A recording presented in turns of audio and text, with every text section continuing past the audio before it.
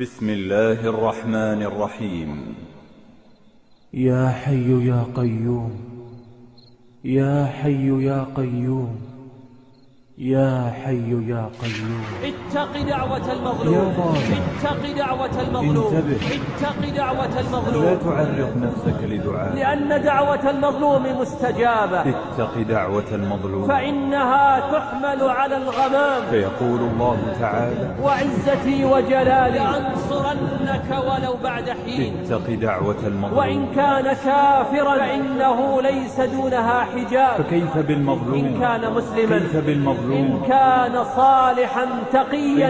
أيها الظالم، اعلم أن من مات قبل رد المظالم حاط به خصماؤه يوم القيامة. فهذا يأخذ بيده، وهذا يقبض على ناصيته، وهذا يتعلق برقبته، هذا يقول ظلمني فغشني، ظلمني فبخسني، ظلمني فخدعني، ظلمني فقذفني، ظلمني فأكل مالي، تابني، كذب علي، شتمني، جحد مالي، مطلني حقي، سخر بي، غدر بي، خانني، دلس علي، كادني. كيف حالك؟ وقد ضعفت عن مقاومتهم ورجوت الله سبحانه. إذ قرع سمعك نداء الجبار جل وعلا. اليوم تجزى كل نفس بما كسبت لا ظلم اليوم.